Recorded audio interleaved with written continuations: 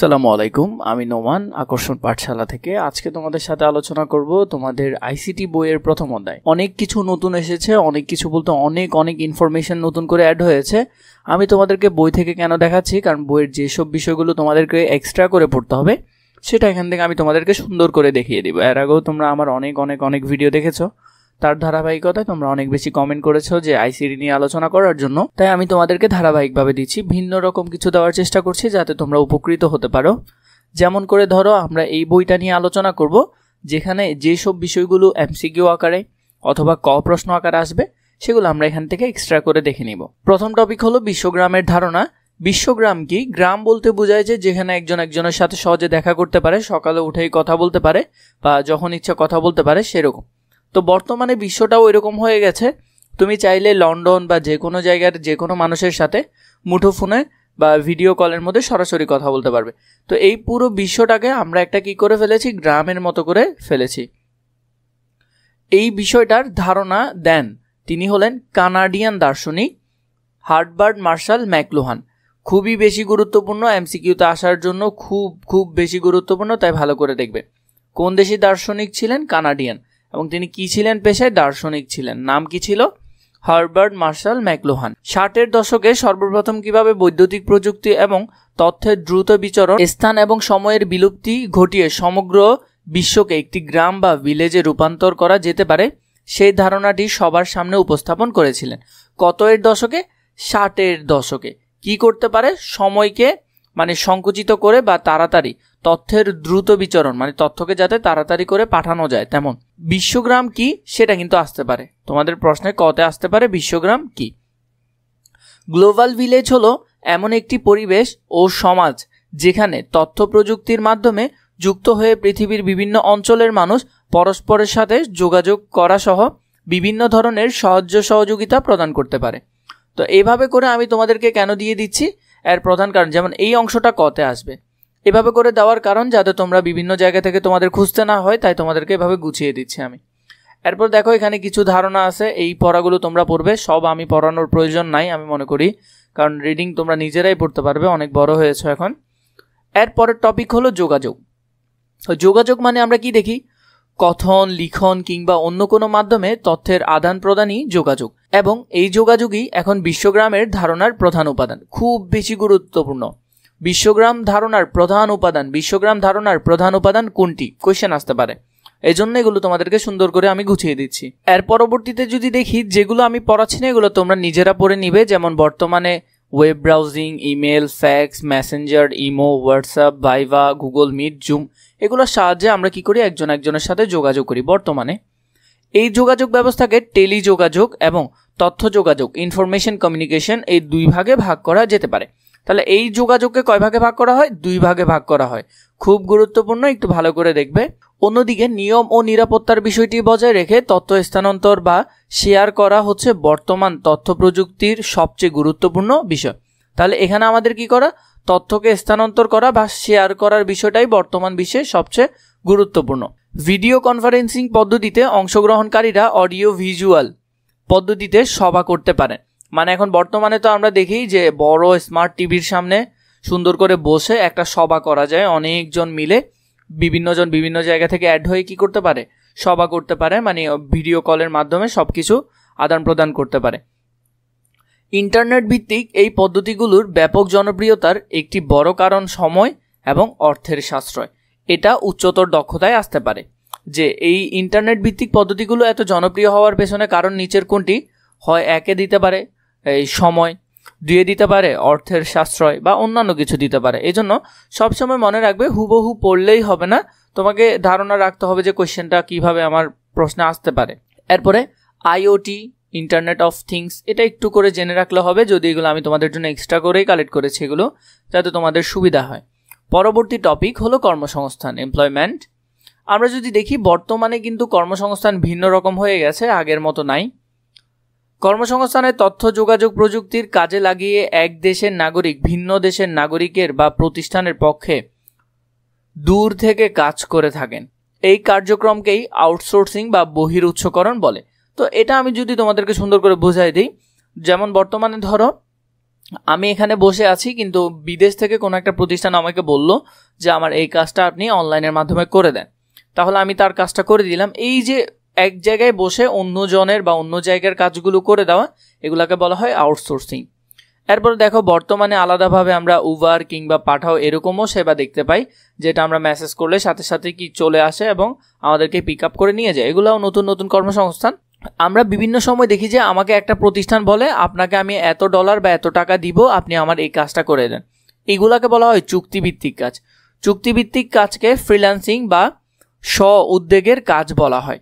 বিশ্বব্যাপী কয়েকটি জনপ্রিয় মার্কেট প্লেস বা জব শেয়ারিং ওয়েবসাইট যেমন আপওয়ার্ক, ফ্রিল্যান্সার, ব্যালেন্সার, ফাইবার, এই বর্তমানে এখানে 4টা দেওয়া আছে। এগুলো উচ্চতর দক্ষতা আসতে পারে যে ফ্রিল্যান্সাররা যে ফ্রিল্যান্সিং করে বা আউটসোর্সিং যে কাজগুলো করে সেগুলোর মার্কেট প্লেস কোনগুলো, আসলে তোমার নিচে এইগুলোর বাইরেও অপশন থাকতে পারে, যদিও আসার কথা না, কিন্তু তাও তোমরা একটু এক্সট্রা করে জেনে নেওয়ার চেষ্টা করবে সবসময়। তাও এই 4টাই ভালো করে মাথায় রাখবে, আশা করি এখান থেকে হুবহু কমন পড়বে। ইত্যাদি data analysis, copywriting, graphics designing, software development, web development, affiliate marketing, এগুলো সম্পর্কে যদি একটু একটু করে বলি। কপি রাইটিং মানে তোমাকে বিভিন্ন জায়গার আর্টিকেল দিবে, সেগুলো তুমি সুন্দর করে গুছাবে নিজের মতো। গ্রাফিক্স ডিজাইন তোমরা সবাই জানো, সফটওয়্যার ডেভেলপ সম্পর্কেও জানো, এরপর ওয়েব ডেভেলপমেন্ট সম্পর্কেও জানো। অ্যাফিলিয়েট মার্কেটিং হলো এমন একটা মার্কেটিং, এটা সম্পর্কে হয়তো তোমরা জানো না।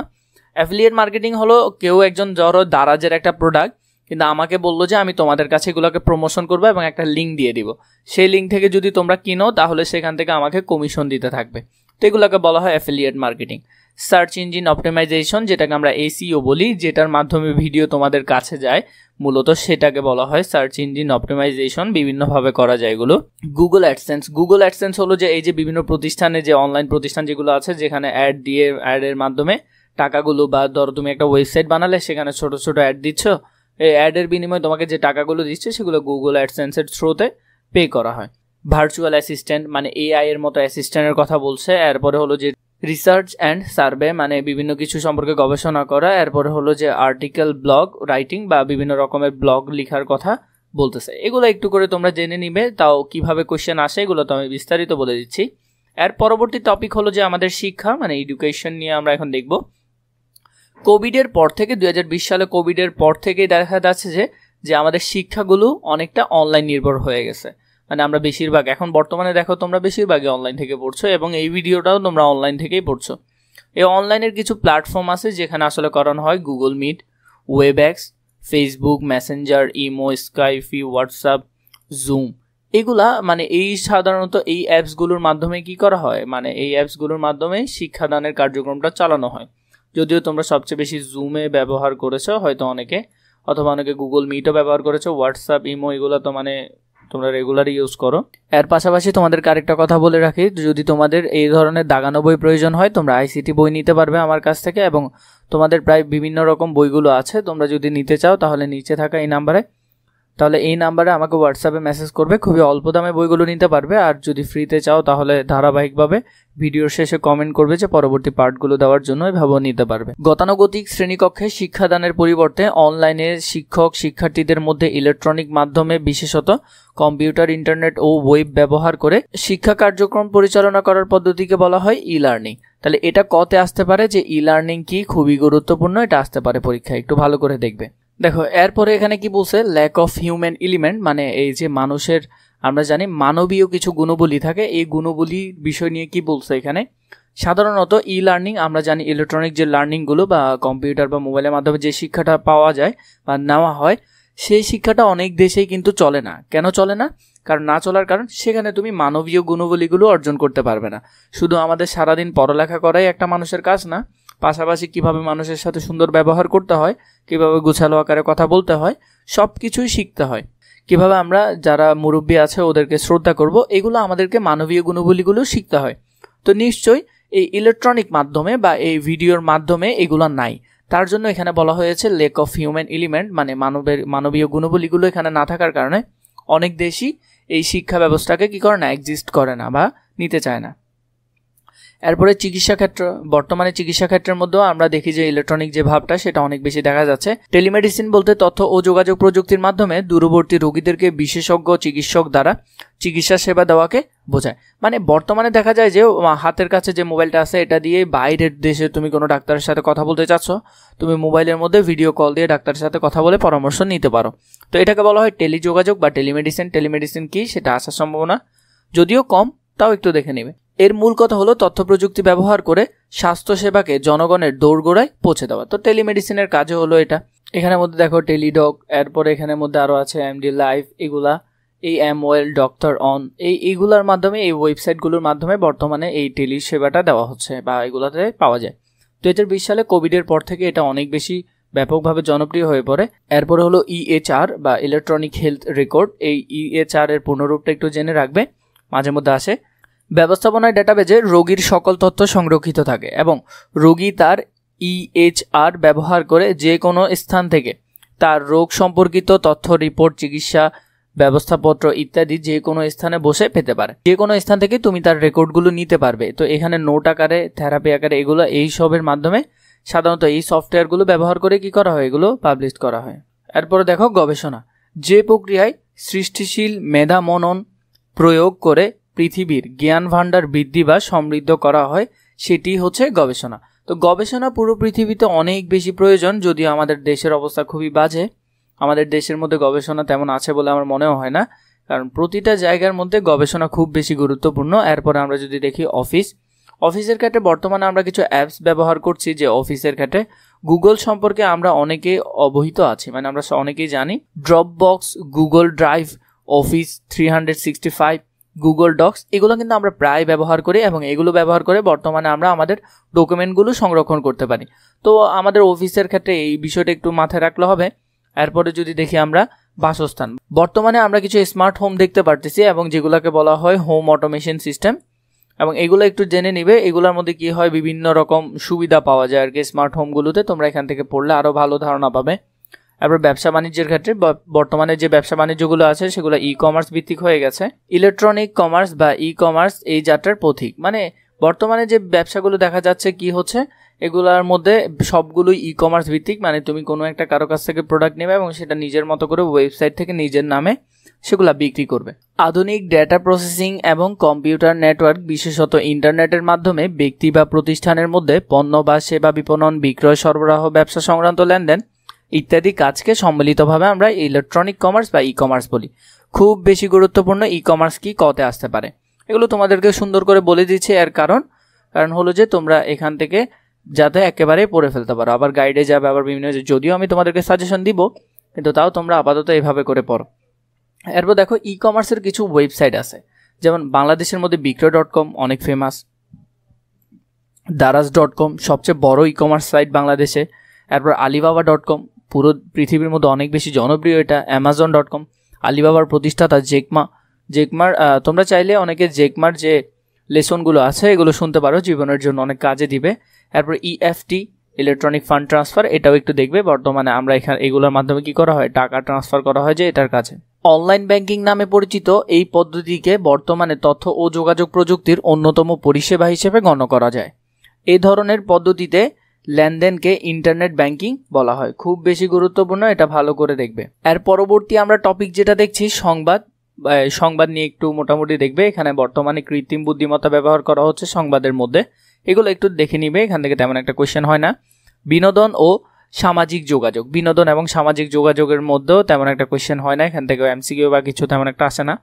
সাংস্কৃতিক বিনিময়, মানে আমরা আমাদের যে সংস্কৃতির বিষয়গুলো আছে, জাতি, ধর্ম, বর্ণ, এগুলোর কথা এখানে বলছে, এখান থেকেও তেমন একটা কোয়েশ্চেন আসে না। ভার্চুয়াল রিয়েলিটি খুবই গুরুত্বপূর্ণ একটা টপিক।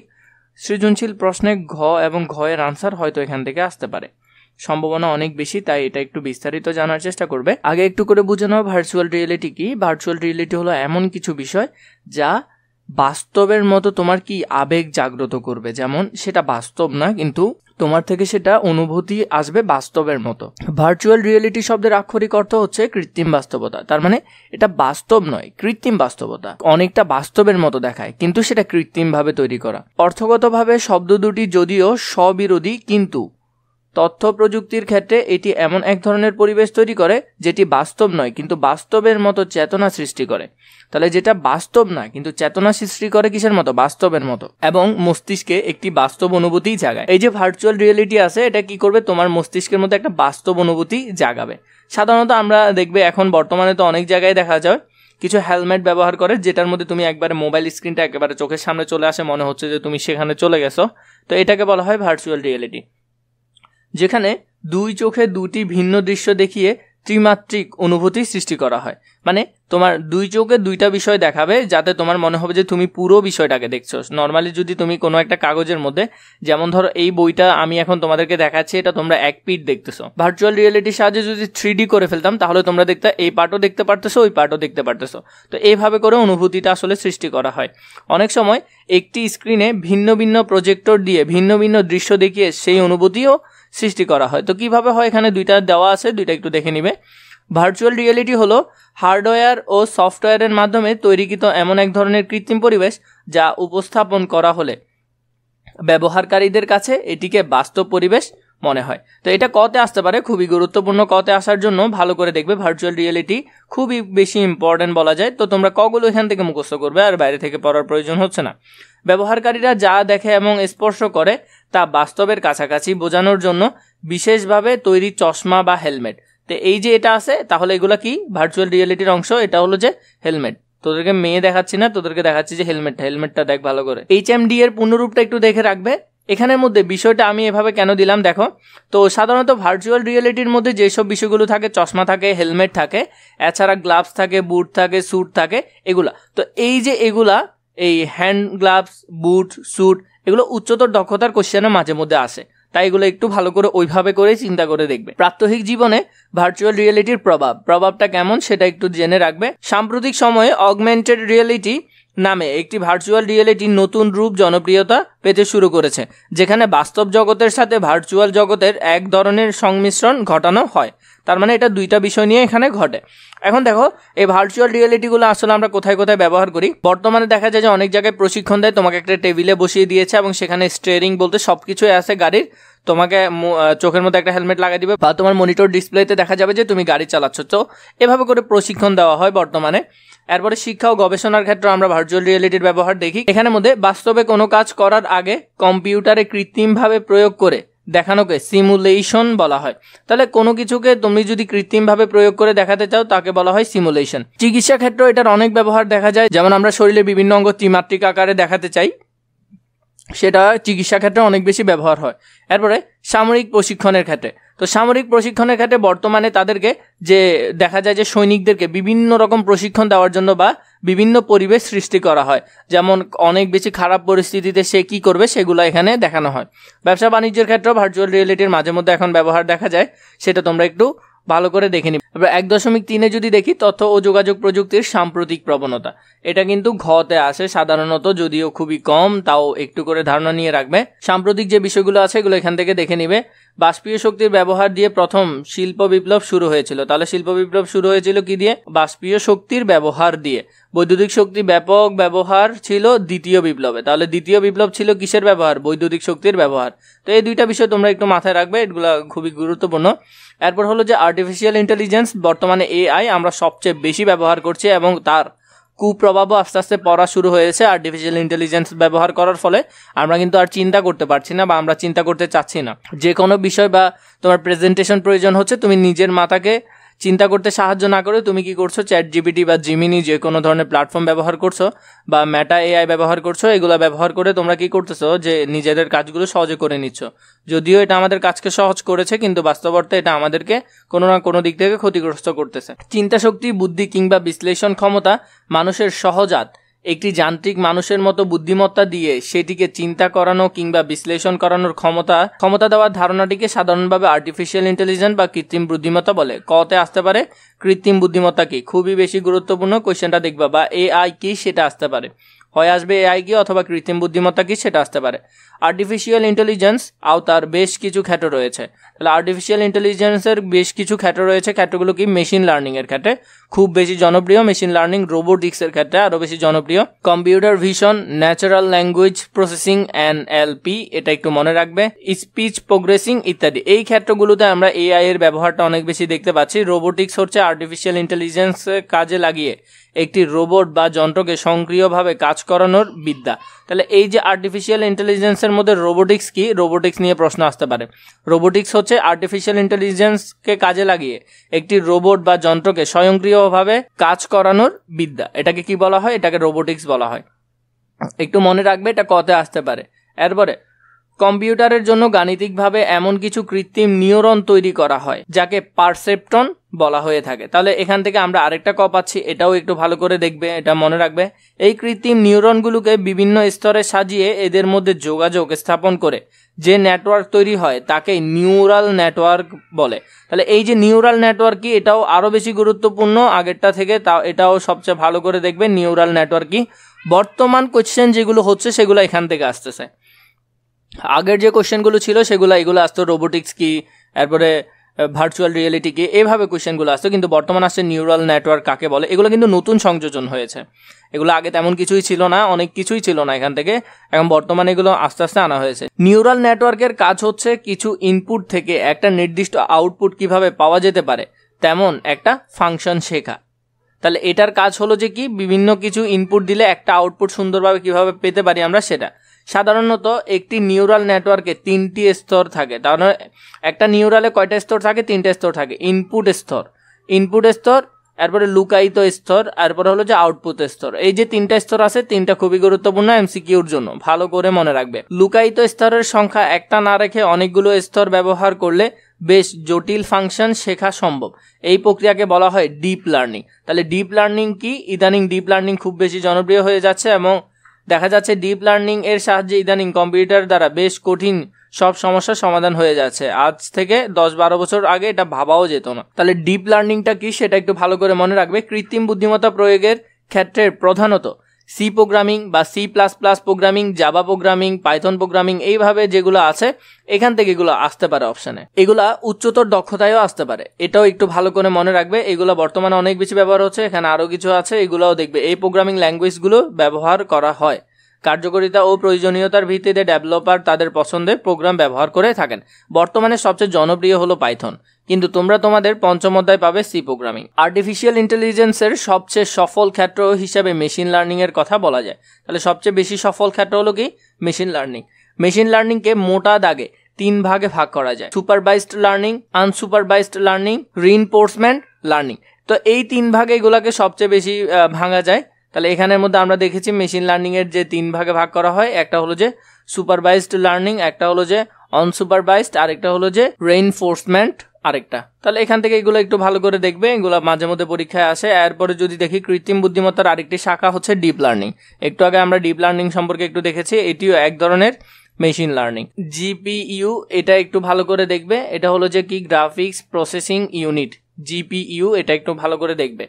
মেশিন লার্নিং এর ডিপ লার্নিং ব্যবহার করে বর্তমানে উচ্চ ক্ষমতা সম্পন্ন ন্যাচারাল ল্যাঙ্গুয়েজে প্রসেসিং NLP সফটওয়্যার তৈরি করা হচ্ছে, যেমন ChatGPT, মাইক্রোসফট কপিলোট, এরপরে হলো যে গুগল ব্রাড। তাহলে এইগুলা বর্তমানে অনেক বেশি ব্যবহার হচ্ছে এবং ChatGPTর সাথে বর্তমানে জেমিনাই, এরপরে মেটা AI, এগুলো অনেক বেশি আসছে। রোবোটিক্স কি? বিজ্ঞান, ইঞ্জিনিয়ারিং এবং প্রযুক্তির সমন্বয়ে গঠিত যে বিষয়টি রোবটের ধারণা, নকশা, উৎপাদন, কার্যক্রম কিংবা ব্যবহার বাস্তবায়ন করতে পারে তাকে রোবোটিক্স বলা হয়। তাহলে যে কোনো কিছু, যেমন ইঞ্জিনিয়ারিং প্রযুক্তির সমন্বয়ে গঠিত এমন কিছু যা ধারণা, নকশা, বিভিন্ন রকম কার্যক্রম করতে পারে, এটাকে আমরা কি বলি? রোবোটিক্স বলি। কতে আসতে পারে তাই একটু ভালো করেই দেখবে এবং ধারণা নিবে, হুবহু মুখস্থ করার মতো কিছু নেই এখানে। রোবটের গঠনে 3টি নির্দিষ্ট বিশেষত্ব রয়েছে, তার মানে রোবটের মূল বিষয়ের উপর 3টি বিষয় রয়েছে নির্দিষ্ট। সেগুলা কি? একটি রোবট যে নির্দিষ্ট কাজ করার জন্য তৈরি হয় তার উপর নির্ভর করে একটি বিশেষ যান্ত্রিক গঠন তৈরি হয়। দেখো, রোবট বলতে এই না যে তাকে মানুষের মতো দেখতে হবে, এটা কোনো ম্যান্ডেটরি না যে রোবট হলে মানুষের মতো দেখতে হবে। এটার মূল বিষয় হলো ওকে যে কাজের জন্য বানানো হয়েছে বা যান্ত্রিক যে গঠন দেওয়া হয়েছে যে কাজের জন্য, সেটাও করতে পারছে কিনা। রোবটের যান্ত্রিক কাজ করার জন্য বিদ্যুৎ ব্যবহারের ব্যবস্থা থাকতে হয়। তাহলে রোবটের জন্য বিদ্যুৎ নিশ্চয়ই লাগবে, এটা মাস্ট। এরপরে রোবটকে কম্পিউটার প্রোগ্রামিং দিয়ে নিয়ন্ত্রণ করা হয়। রোবট যে আসলে চলে সেটা কিসের উপর ডিপেন্ড করে? প্রোগ্রামিং এর উপর ডিপেন্ড করে চলে। এরপরে যদি আমরা দেখি রোবট শিল্প এখনো তুলনামূলকভাবে নতুন হলেও এটি সাগরের গভীর থেকে শুরু করে মহাকাশ পর্যন্ত সব জায়গায় যেখানে মানুষের পক্ষে যাওয়া সম্ভব নয় সেখানে কাজ করে যাচ্ছে। মানে রোবটকে আমরা আসলে বিপজ্জনক বিভিন্ন কাজে ব্যবহার করি। তাহলে এই রোবটের ব্যবহার এটা কিন্তু তোমাদের হয়তো আসতে পারে গ বা ঘ লেখার ক্ষেত্রে তোমাদের কাজে লাগবে। তাহলে পয়েন্টগুলো আমি তোমাদেরকে একটু ধরিয়ে দিচ্ছি। প্রথমত, রোবটকে আমরা আসলে ঝুঁকিপূর্ণ বা বিপজ্জনক কাজে বেশি ব্যবহার করি, যেখানে আসলে মানুষের মরার ভয়টা থাকে সেখানে আমরা রোবট দিয়ে কাজগুলো করাতে বেশি পছন্দ করি। সমুদ্রের নিচে হতে পারে অথবা আকাশের বিভিন্ন কাজ হতে পারে, সেগুলো সবগুলো আমরা রোবটের উপর ডিপেন্ড করে থাকি। এরপরে 2 নম্বরে শিল্প কারখানায়।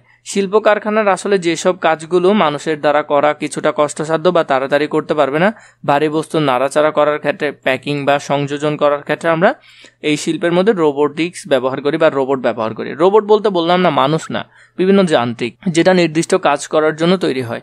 এরপরে সূক্ষ্ম কাজে সাধারণত আমরা দেখি যে যেসব কাজগুলো মানুষ সহজে করতে পারবে না, মানে খুবই একেবারে ছোটোখাটো কাজ যেগুলো রোবটের দ্বারা করতে হয়।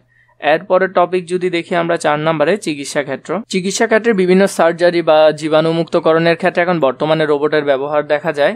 এরপরে আমরা যদি দেখি সামরিক ক্ষেত্রে এবং বিভিন্ন ধরনের বোমা বিস্ফোরণের ক্ষেত্রে বা বোমা নিষ্ক্রিয়করণের ক্ষেত্রে দেখা যাচ্ছে যে সামরিক ক্ষেত্রেও এখন রোবটের অনেক ব্যবহার দেখা যাচ্ছে। রোবটের ট্যাঙ্ক হতে পারে, অনেক কিছু হতে পারে। এরপর 6 নম্বরে শিক্ষা ও বিনোদনের ক্ষেত্রে শারীরিকভাবে অসুস্থ, পুঙ্গ বা অটিস্টিক শিক্ষার্থীদের বিশেষ শিক্ষা ব্যবস্থার জন্য রোবটের ব্যাপক ব্যবহার বর্তমানে দেখা যায়। আমরা বিভিন্ন মাল্টিমিডিয়া আর্ট বা বিভিন্ন ক্ষেত্রে কি করি এখন বাচ্চাদেরকে শিক্ষা দিতে। এরপরে যদি আমরা দেখি 7 নম্বরে বিভিন্ন গুরুত্বপূর্ণ স্থাপনার নিরাপত্তার জন্য সাধারণত বর্তমানে পুলিশের জায়গায় আমরা রোবটের বিভিন্ন ধরনের কাজ দেখে থাকি। 8 নম্বরে মহাকাশ গবেষণার ক্ষেত্রেও আমরা বেশিরভাগ এখন বর্তমানে রোবটই পাঠাচ্ছে।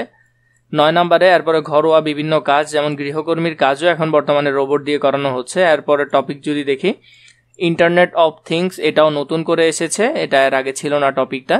ইন্টারনেট অফ থিংসকে সংক্ষিপ্ত আমরা IoT বলে থাকি, যার অর্থ হলো ডিভাইসের সাথে ইন্টারনেটের সংযোগ। এটা কিন্তু একটা বড় ধরনের 2030 সাল নাগাদ 32.1 বিলিয়ন ডিভাইসে ইন্টারনেট অফ থিংস যুক্ত হবে, যা 2023 সালে ছিল 15.9 বিলিয়ন। এটা একটু করে মনে রাখবে, এমসিকিউ তো আসতে পারে। IoT এমন একটি নেটওয়ার্ক যা বিভিন্ন ডিভাইসকে ডেটা আদান প্রদানের জন্য সংযুক্ত করে মানুষকে বিভিন্ন কাজে সাহায্য করতে পারে। তো এটার কাজটা কি, কাজটাও একটু দেখে রাখবে, তোমাদের পরীক্ষায় লাগবে। প্রচলিত ইন্টারনেট মানুষকে কেন্দ্র করে বিকাশ লাভ করেছে এবং বর্তমানে ইন্টারনেটকে মনুষ্যকেন্দ্রিক ইন্টারনেট বলা হয়। এরপরে যে টপিকটা আছে মহাকাশ অভিযান, এটা থেকে এমসিকিউ হয়, প্রায় দেখা যায় এমসিকিউ হতে। কমপক্ষে 100 কিলোমিটারের উপরে বায়ুমণ্ডলের বাইরে যায়, আমরা সেটাকে কি বলি? আমরা সেটাকে মহাকাশ অভিযান বলে থাকি। তো মহাকাশ অভিযান হওয়ার জন্য মিনিমাম 100 কিলোমিটার অতিক্রম করতে হবে, তাই এটা খুবই বেশি গুরুত্বপূর্ণ এমসিকিউতে আসার জন্য। 1957 সালে 4 অক্টোবর মহাকাশে প্রথম উপগ্রহ স্পুটনিক উৎক্ষেপণ করা হয়।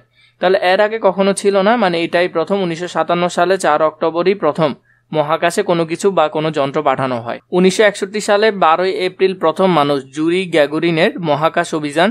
20 জুলাই 1969 প্রথম মানুষের চাঁদে অবতরণ। জুরি গ্যাগুরিন দেখা যায় কখন যায়? 1961 সালের 12 এপ্রিল প্রথম মানুষ হিসেবে। নাম ছিল কি, নামটা মনে রাখবে। এবং তিনি চাঁদে অবতরণ করে 20 জুলাই 1969 প্রথম মানুষ হিসেবে চাঁদে অবতরণ করেন। 2 ডিসেম্বর 1971 প্রথম মঙ্গল গ্রহে মার্চ 3 এর অবতরণ এবং 12 এপ্রিল 1981 সালে স্পেস শটল উৎক্ষেপণ করা হয়।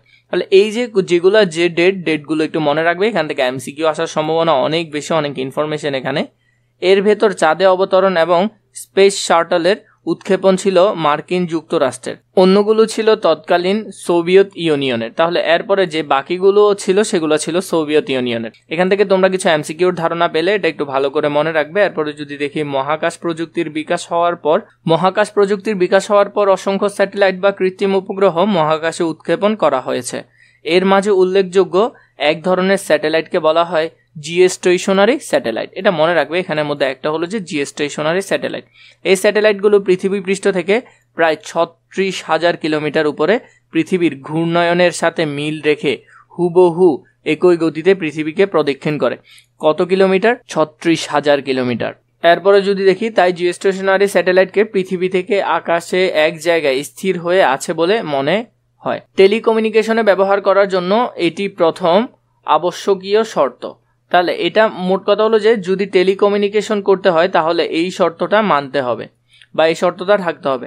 বাংলাদেশে বঙ্গবন্ধু 1 নামে যে স্যাটেলাইট মহাকাশে স্থাপন করে বিশ্বের 57তম দেশ হিসেবে নিজস্ব স্যাটেলাইটের মালিকানা অর্জন করেছে। এটি একটি জিওস্টেশনারি স্যাটেলাইট। ব্যবহার, জিপিএস এর পূর্ণরূপটা একটু দেখে রাখবে, এটাও পরীক্ষায় মাঝে মধ্যে আসে। এরপর আমরা যদি দেখি 2018 সালে 12 মে বাংলাদেশের প্রথম স্যাটেলাইট বঙ্গবন্ধু 1 উৎক্ষেপণ করা হয়। ফলে নিজস্ব স্যাটেলাইটে উৎক্ষেপণকারী দেশের তালিকায় 57তম দেশ হিসেবে বাংলাদেশের নাম যুক্ত হয়। কততম? 57তম। এটা আসতে পারে, খুবই গুরুত্বপূর্ণ, দেখবে এটা। আইসিটি স্পেস উৎপাদন ব্যবস্থা। আইসিটি স্পেস উৎপাদন ব্যবস্থা, এটা নিয়ে যদি আমরা একটু দেখি, এখানে যেমন সিএডি, কম্পিউটার এইডেড ডিজাইন, এটা একটু মনে রাখবে। সিএডি কি, সিএডিটার ফুল ফর্মটা একটু দেখে রাখবে, এটা মাঝে মধ্যে পরীক্ষা আসে। প্রতিরক্ষা, ডিফেন্সের ক্ষেত্রে প্রতিরক্ষা এবং আইসিটি একে অপরের পরিপূরক হিসেবে কাজ করছে। একসময় বোমার কোনো নিজস্ব বুদ্ধিমত্তা ছিল না, তাকে যেখানে নিক্ষেপ করা হতো সেটি সেখানেই আঘাত করত। কিন্তু বর্তমানে দেখা যাচ্ছে বোমাও স্মার্ট হয়ে গেছে, ওকে লক্ষ্য নির্ধারণ করে দিলে ও সেখানে গিয়ে আঘাত করতে পারে। তো বলা যায় ও এখন স্মার্ট। সাম্প্রতিককালে মনুষ্যবিহীন এয়ারক্রাফট বা এটার যে পূর্ণরূপটা আছে ইউএভি, আনম্যান্ডেড অ্যারাইভাল ভেহিক্যাল, এটা বর্তমানে ইউএভি এর পূর্ণরূপটাও একটু দেখে নিয়ে রাখবে, এটা আছে, বা ড্রোন ব্যবহার করে যুদ্ধের পরিস্থিতিতে পাল্টে দেওয়া সম্ভব হচ্ছে। মানে বর্তমানে অনেক আপডেটেড যুদ্ধ হচ্ছে বলা যায়। এরপরে দেখা যায় সেনাবাহিনীর প্রশিক্ষণের ক্ষেত্রে নিরাপত্তার জন্য বর্তমানে এগুলোর ব্যবহার হয় মানুষকেন্দ্রিক যুদ্ধে। এগুলো একটু ভালো করে দেখে রাখবে, এখানে অনেকগুলো আছে, প্রায় 60টার মতো। এগুলো কোনটা কি কাজে লাগে, এগুলো তোমাদের গ ঘ লেখার ক্ষেত্রে কাজে লাগবে, তাই আমি সব কিছু দেখাচ্ছি না, তোমাদেরকে যতটুকু প্রয়োজন ততটুকু দেখাচ্ছি। মানুষের দৈহিক গঠন ও আচরণগত বৈশিষ্ট্য পরিমাপের ভিত্তিতে কোনো ব্যক্তিকে অদ্বিতীয়ভাবে শনাক্ত করার জন্য ব্যবহৃত প্রযুক্তিকে বলা হয় বায়োমেট্রিক্স। বায়োমেট্রিক্স হলো এমন একটি প্রযুক্তি যেটা একজন ব্যক্তির সাথে আরেকজন ব্যক্তিকে আলাদা করে, যে একজন ব্যক্তি কেমন হবে, আরেকজন ব্যক্তির সাথে তার আলাদা বিষয়গুলো কি কি, সেটা ফিঙ্গারপ্রিন্ট হতে পারে, সেটা আইরিশ হতে পারে চোখের, অথবা হাতের তালুর যে রেখা আছে সেটা হতে পারে। তো বিভিন্নভাবে ভাগ করা হয় তাকে। প্রধানত এই বায়োমেট্রিকের প্রকারভেদ হলো 2 রকম। এই 2 রকমকে আবার কিছু ভাগে ভাগ করা হয়, সেটা আমরা দেখব। প্রথমে শরীর ভিত্তিকভাবে বায়োমেট্রিক্স পদ্ধতি হলো 5টি। প্রথমে আঙ্গুলের ছাপ শনাক্তকরণ। তো আঙ্গুলের ছাপের মধ্যে আমরা জানি একজন মানুষের আঙ্গুলের ছাপের সাথে আরেকজন মানুষের আঙ্গুলের ছাপ মিলে না। এগুলো সাধারণত উচ্চতর দক্ষতা কোয়েশ্চেনে আসার সম্ভাবনা অনেক বেশি। তো এখান থেকে তোমরা একটু পড়বে, যেটা তোমাদের জন্য আশা করি সুবিধাজনক হবে। একটা মানুষের হাতের রেখা বা পুরুত্ব, আকার, আকৃতি, বিন্যাস কেমন হয় সেটা এখান থেকে শনাক্ত করে। 3 নাম্বার আইরিশ শনাক্ত। চোখের যে আইরিশ আছে বা চোখের মণির চারপাশে বেষ্টিত রঙিন বলয় বা আইরিশ যেটা, তাহলে আইরিশের আরেক নাম হলো বলয়। তো এটাকে শনাক্ত করা হয়। এরপরে মুখমণ্ডলের অবয়ব শনাক্তকরণ, মানে মানুষের মুখমণ্ডলটা কেমন হবে সেটার অবয়বটা শনাক্ত করে। ডিএনএ পর্যবেক্ষণ বা ডিএনএ টেস্ট। ডিএনএ এর পূর্ণরূপটা দেখে নিবে। ডিএনএ এর পূর্ণরূপ আশা করি তোমরা সকলেই জানো, তাও এখানে আছে, একটু করে দেখে নিবে। তো ডিএনএ সংরক্ষণ, যেমন ডিএনএ পর্যবেক্ষণের মধ্যে একজন মানুষের সাথে আরেকজন মানুষের কি পার্থক্যটা দেখা যায়। এগুলো সবগুলোই হলো শরীরবৃত্তীয়। শরীরবৃত্তীয় যে সবগুলো আছে সে 5টা এখানে ব্যাখ্যা করা হলো। এরপর 2 নম্বরে আচরণগত বায়োমেট্রিক্স পদ্ধতি। কিবোর্ড টাইপিং গতি যাচাইকরণ, মানে কিবোর্ডের গতি কেমন সেটা যাচাই করা হয় এটার মাধ্যমে, কিবোর্ডের টাইপিং যাচাইকরণে। এরপরে কিবোর্ডের যে পদ্ধতি আছে সেটা এখান থেকে দেখে নিবে একটু। এরপরে হাতে করা স্বাক্ষর যাচাই, মানে একজন মানুষের স্বাক্ষরের সাথে আরেকজন মানুষের স্বাক্ষর কিন্তু মিলে না, এবং গতি, লেখার ধরন, লেখার আকার কেমন, স্বাক্ষর কিভাবে করে, কত সময় লাগে, সেগুলো সবগুলো এখানে বিশ্লেষণ করা হয়। এরপরে আছে কণ্ঠস্বর যাচাইকরণ। একজন মানুষের কণ্ঠস্বরের সাথে আরেকজন মানুষের কণ্ঠস্বর কিন্তু মিলে না, সেটা যাচাই করা হয় কণ্ঠস্বর যাচাইকরণের মাধ্যমে। বায়োমেট্রিক্স প্রযুক্তি ব্যবহারের ক্ষেত্রসমূহ, যে ক্ষেত্রে আসলে বায়োমেট্রিক্স ব্যবহার করা হয় সেগুলো এখানে দেওয়া আছে, খুবই বেশি গুরুত্বপূর্ণ, এগুলো ভালো করে দেখার চেষ্টা করবে। মৃতদেহ শনাক্তকরণ, অপরাধী শনাক্তকরণ, পিতৃত্ব বা মাতৃত্ব শনাক্তকরণ, জাতীয় পরিচয়পত্র, biometrics passport, driving licence, voter নিবন্ধন, এটিএম, অনলাইন ব্যাংকিং, এগুলোর ক্ষেত্রে সাধারণত ব্যবহার করা হয়। এখানে অনেকগুলো ক্ষেত্র দেওয়া আছে। এটা ঘ লেখার ক্ষেত্রে তোমাকে সাহায্য করবে। তুমি যদি এই পয়েন্টের নামগুলো দিয়ে লিখতে পারো তাহলে সেটা তোমার জন্য অনেক বেশি ভালো হবে। এরপরে বায়ো ইনফরমেটিক্স, তোমাদের এই অংশ থেকে গ বা ঘ হতে পারে। তোমাকে হয়তো একটা উদ্দীপক দিবে, বলবে যে এটির ব্যাখ্যা করো বা এটির নাম কি সেটি ব্যাখ্যা করা। বায়ো ইনফরমেটিক্স জীববিজ্ঞান, কম্পিউটার সায়েন্স, ইনফরমেশন ইঞ্জিনিয়ারিং, গণিত ও পরিসংখ্যানের সমন্বয়ে গঠিত। কয়টা জিনিসের সমন্বয়ে গঠিত? জীববিজ্ঞান একটা, কম্পিউটার সায়েন্স দুইটা, ইনফরমেশন ইঞ্জিনিয়ারিং তিনটা, গণিত চারটা, পরিসংখ্যান পাঁচটা। এই পাঁচটা বিষয়ের সমন্বয় কি গঠিত? বায়ো ইনফরমেটিক্স গঠিত। মূলত এই বিষয়গুলো জন্ম হয়েছে জীববিজ্ঞানের বিশাল পরিমাণ ডেটা সংগ্রহ, সংরক্ষণ ও সঠিকভাবে প্রক্রিয়া করায় সেগুলোকে ব্যাখ্যা করার জন্য। বায়ো ইনফরমেটিক্স প্রথম বড় সাফল্য এসেছিল যখন 13 বছর দীর্ঘ প্রচেষ্টার পর মানব জিনোম প্রথমবার সিকোয়েন্স করা হয়েছিল এবং সেই তথ্য অনলাইনে প্রকাশিত হয়েছিল যেন সারা পৃথিবীর বিজ্ঞানীরা সেটা পেতে পারে। এখন প্রযুক্তির উন্নয়নের কারণে কয়েক ঘন্টার ভিতরেই পুরো মানব জিনোম সিকোয়েন্স করা সম্ভব। বায়ো ইনফরমেটিক্সের আরেকটি গুরুত্বপূর্ণ ক্ষেত্র হলো ক্যান্সারের উপর গবেষণা। এটা খুব বেশি গুরুত্বপূর্ণ, এটা থেকে এমসিকিউ হওয়ার সম্ভাবনা অনেক বেশি। প্রোটিন গঠন বহুদিন থেকে বিজ্ঞানীদের জন্য গুরুত্বপূর্ণ বিষয়। প্রোটিন গঠনটা অনেক দিন ধরে গুরুত্বপূর্ণ যে বিষয়টা, সেটা নিয়েও কাজ করা হয়।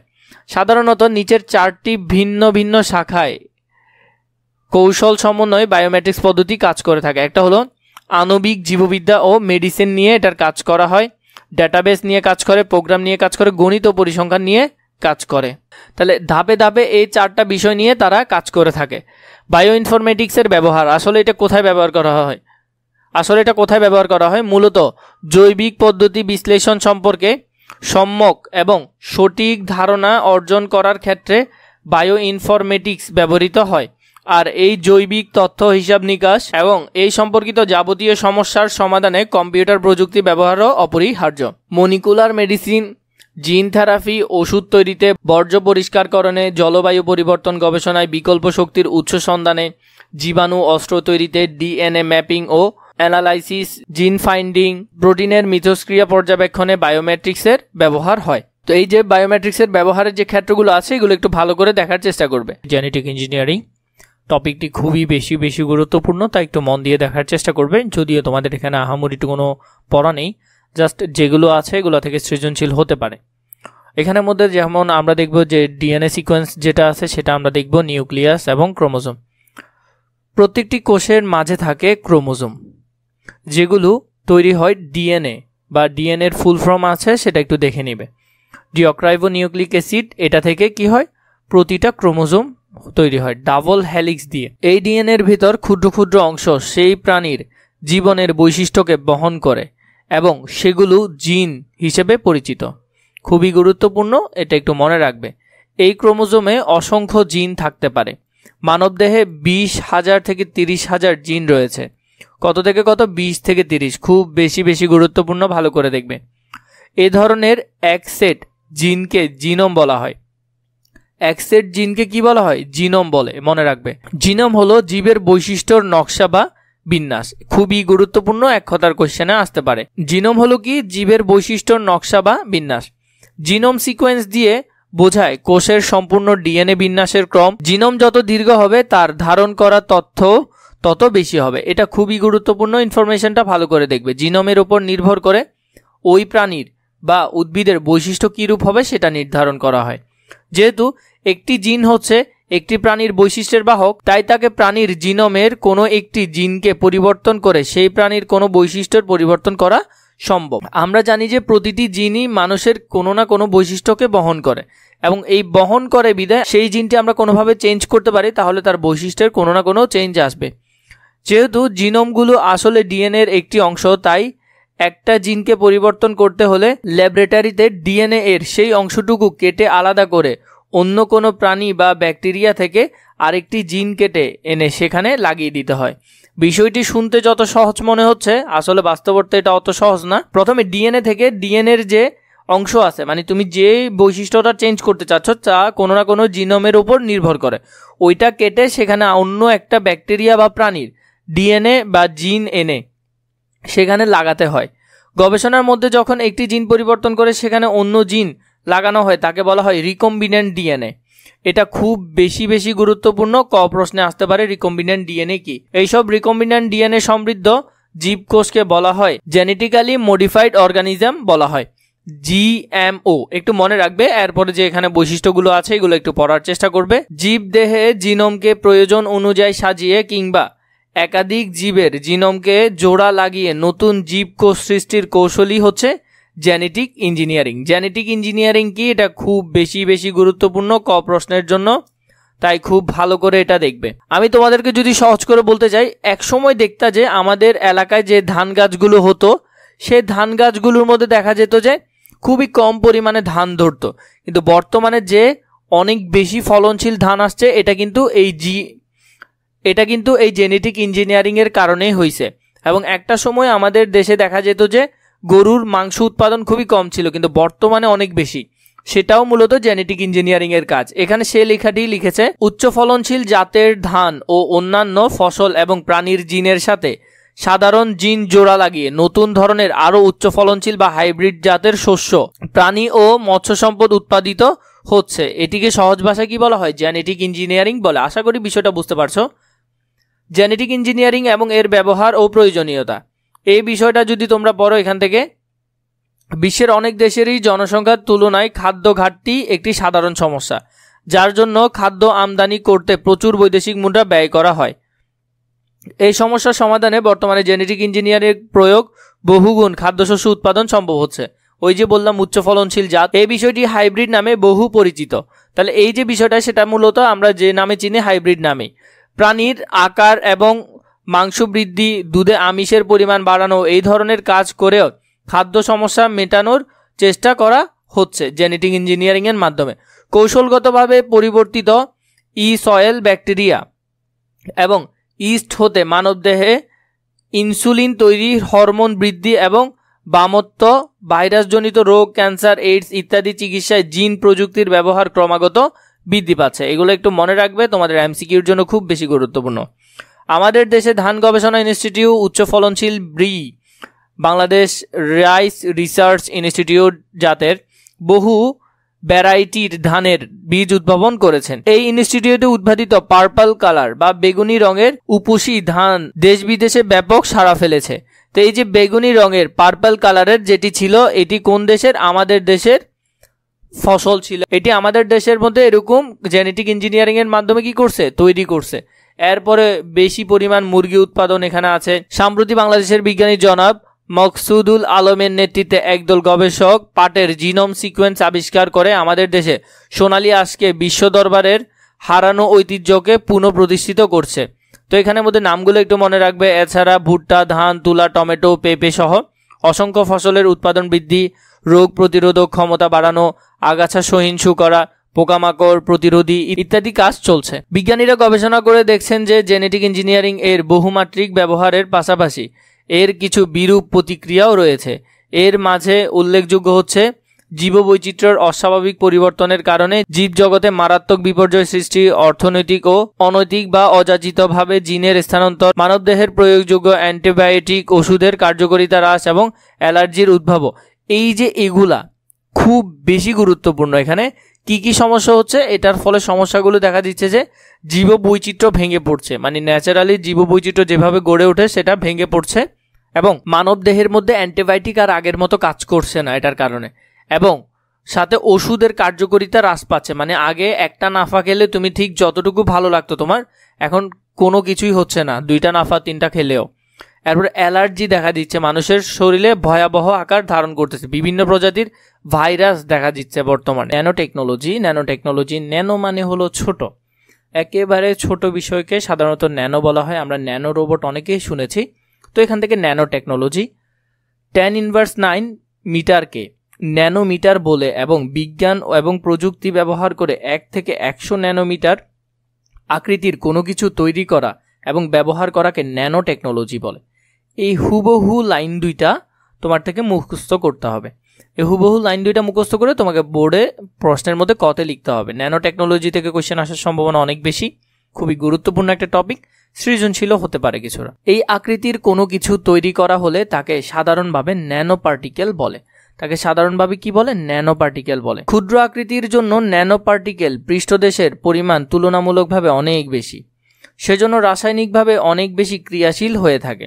শুধু তাই নয়, একটি দ্রব্যের বড় আকৃতির যে ধর্ম বা গুণাগুণ থাকে ন্যানো পার্টিকেল হলেও তার ভিতর কোয়ান্টাম পদার্থবিজ্ঞানের প্রভাব দেখা যেতে শুরু করে বলে সেই ধর্ম গুণাগুণ পরিবর্তন দেখা দিতে পারে। তো সাধারণত আমরা কোনো বড় একটা বিষয় যদি দেখি, তার ভিতর যদি ছোট কোনো আমরাকে সেটা ছোট ছোট ক্ষুদ্র অংশে ভাগ করলে তার ভিতর যে বৈশিষ্ট্যগত বিষয় আছে সেটা কিছুটা পরিবর্তন হতে পারে। উদাহরণ দেওয়ার জন্য বলা যায় অনেক ধাতুর কাঠিন্য ন্যানো আকৃতিতে সাধারণ অবস্থা থেকে 7 গুণ বেশি হতে পারে। এই কারণে এই ন্যানো পার্টিকেল নিয়ে বিজ্ঞানীরা বিশেষভাবে কৌতূহলী। তো এটা নিয়ে বিজ্ঞানীরা বিভিন্নভাবে গবেষণা করছে। রসায়নবিদরা অনেক দিন থেকে ন্যানো ব্যাসার্ধের পলিমার তৈরি করে আসছেন এবং ইন্টিগ্রেটেড সার্কিটের চিপ তৈরি করার সময় প্রযুক্তিবিদেরা সেখানে ন্যানো আকৃতির ডিজাইন করে আসছেন। কিন্তু শুধু সাম্প্রতিক সময়ে ন্যানো পার্টিকেল তৈরি এবং ব্যবহার করার জন্য প্রয়োজনীয় টুল তৈরি হয়েছে এবং ন্যানো পার্টিকেল জগৎ সত্যিকার অর্থে উন্মুক্ত হয়েছে। এর আগে ন্যানো টেকনোলজি নিয়ে গবেষণা করার জন্য যে সরঞ্জাম প্রয়োজন সেটা ছিল না, কিন্তু বর্তমানে সেগুলোও চলে এসেছে।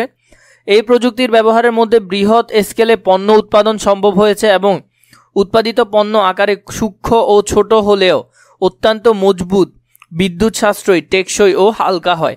এগুলা কিন্তু এই ন্যানো টেকনোলজির বৈশিষ্ট্য। এগুলো উচ্চতর দক্ষতা কোশ্চেনে আসতে পারে, ভালো করে দেখবে। আগামী বিশ্ব হবে ন্যানো টেকনোলজির বিশ্ব। তাহলে আগামীর বিশ্ব কেমন হবে? ন্যানো টেকনোলজির। এই প্রতিপাদ্যকে সামনে রেখে স্মার্ট ওষুধের মাধ্যমে প্রাণঘাতী ক্যান্সার ইত্যাদি দুরারোগ্য ব্যাধি থেকে মুক্তি, প্রতিরক্ষা ব্যবস্থায় ন্যানো রোবট, কোয়ান্টাম কম্পিউটিং, বিশ্বব্যাপী বৃহৎ কর্মসংস্থানের সুযোগ সৃষ্টি, কার্যকরী ও সস্তায় শক্তি উৎপাদনের পানি বায়ু দূষণ কমানো সম্ভব হবে মর্মে গবেষকগণ আমাদের আশার বাণী শুনিয়েছেন।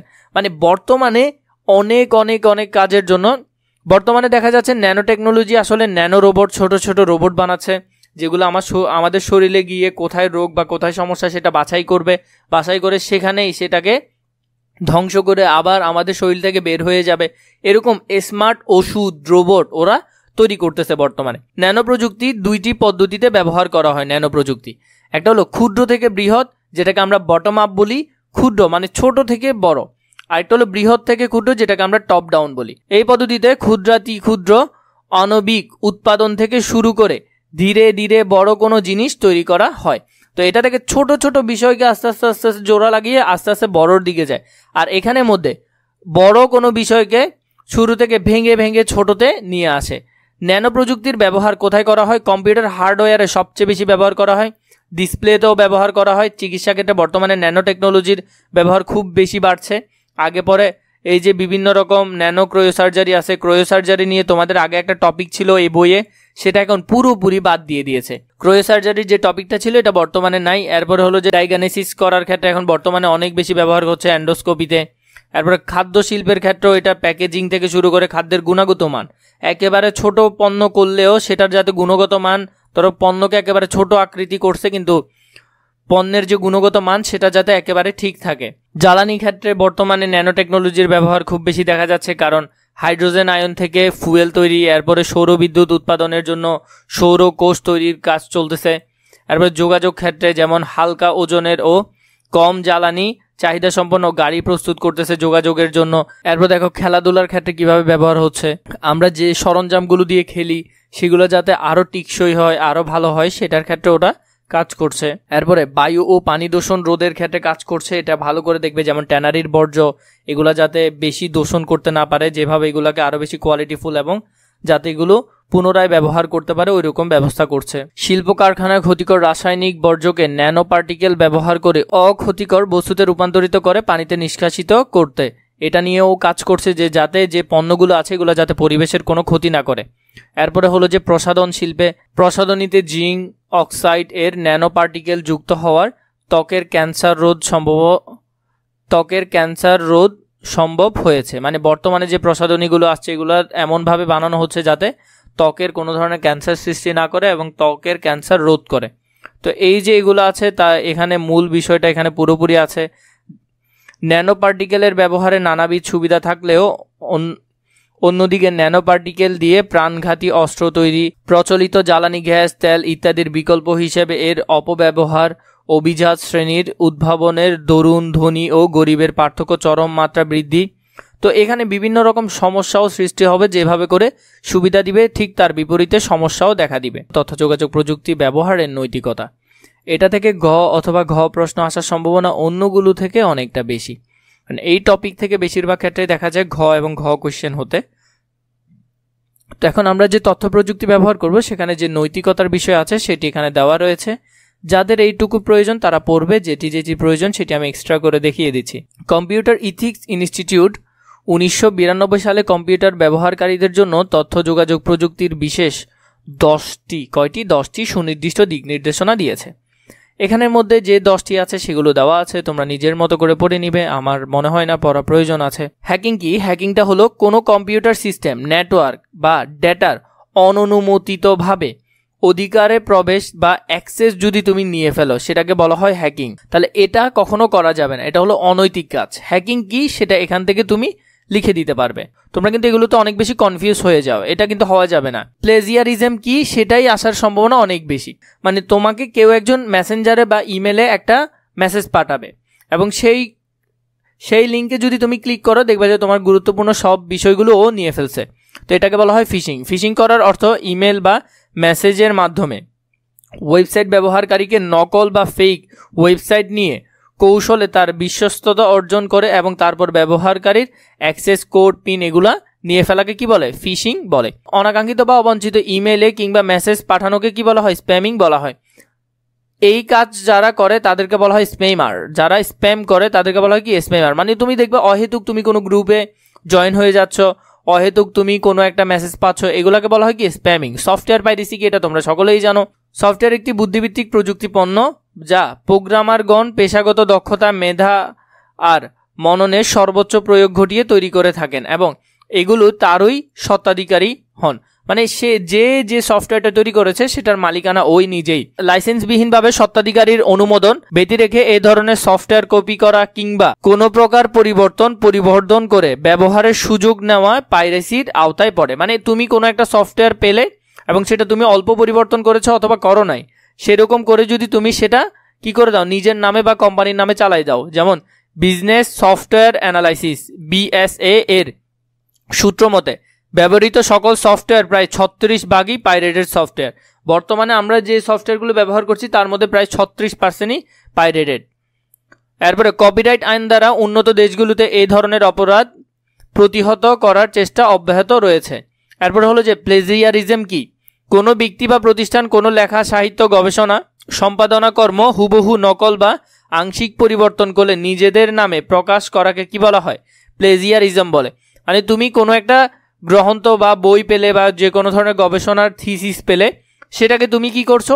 অল্প কিছু পরিবর্তন করে নিজের নামে চালাই দিচ্ছ এবং সেটাকে বলা হয় কি? প্লেজিয়ারিজম। এরপর দেখো এখানের মধ্যে যে বিষয়গুলো আছে এগুলো একটু দেখবে। এরপরে প্লেজিয়ারিজমে বিভিন্ন প্রকারের হতে পারে, যেমন ক্লোন। প্লেজিয়ারিজমের মধ্যে এতে একজন ব্যক্তি কোনো পরিবর্তন ছাড়াই কোনো বিষয়বস্তু বা কন্টেন্ট হুবহু কপি বা নকল করে নিজের নামে চালায় দেয়। এটাকে কি বলা হয়? এটাকে বলা হয় ক্লোন প্লেজিয়ারিজম। এটা একটু মনে রাখবে। এরপরে রিমিক্স, মানে এখানের মধ্যে কি করে? ও ছোটখাটো নিজে কিছু অ্যাড করে। এই পদ্ধতিতে এক ব্যক্তি বিভিন্ন উৎস থেকে তথ্য সংগ্রহ করে এবং সবগুলি একত্রিত করে ডকুমেন্ট তৈরি করে এবং ধরো বিভিন্ন দিক থেকে তুমি বিভিন্ন ইনফরমেশন নিয়ে কি করলে? নিজের নামে চালাই দিলা। এই ক্ষেত্রে নিখুঁতভাবে উদ্ধৃত কোনো উৎস ডকুমেন্ট উদ্ধৃত ছাড়াই ওই নতুন ডকুমেন্ট হিসেবে অনুলিপি করে বা নতুনভাবে সাজানো হয়। মানে সেম কন্টেন্টই তুমি কি করলে? একটু উল্টা পাল্টা করে নিজের মতো করে গুছায় সাজালে এবং এটাকে বলা হয় হাইব্রিড প্লেজিয়ারিজম। এরপরে হলো যে কি? Recycle plagiarism. একটি সঠিক উদ্ধৃত ছাড়াই নিজের পূর্ববর্তী কোনো কন্টেন্ট বা ডকুমেন্ট থেকে ধারণা বা পুনঃব্যবহার করার কাজকে বোঝায়। যেমন এটা হলো যে তুমি আগে কোনো কন্টেন্ট তৈরি করলে বা ধরো কেউ একটা কন্টেন্ট তৈরি করলো, সেটাকে কিন্তু অনেকদিন পরে তুমি কি করলে? সেটাকে একটু চেঞ্জ করে নিজের নামে দিয়ে দিলে। এরপর হলো 404 এরর যেটা আছে, 404 এরর। এতে একজন ব্যক্তি বিভিন্ন উৎস থেকে কন্টেন্ট অনুলিপি করে একটি নথি তৈরি করে এবং উদ্ধৃতি সহ একক নথি হিসেবে প্রস্তুত করে। কিন্তু যদি উদ্ধৃতি সমূহ ভুল বা ভুয়া হয় এবং এগুলো অস্তিত্বহীন পরিচয় দেয় তাহলে এটিকে কি বলা হয়? 404 এরর। তোমরা অনেক ওয়েবসাইটে দেখবে যে মাঝে মধ্যে কোনো কাজ করতে গেলে 404 এররটা দেখা যায়। তো এটা হলো এই ধরনের।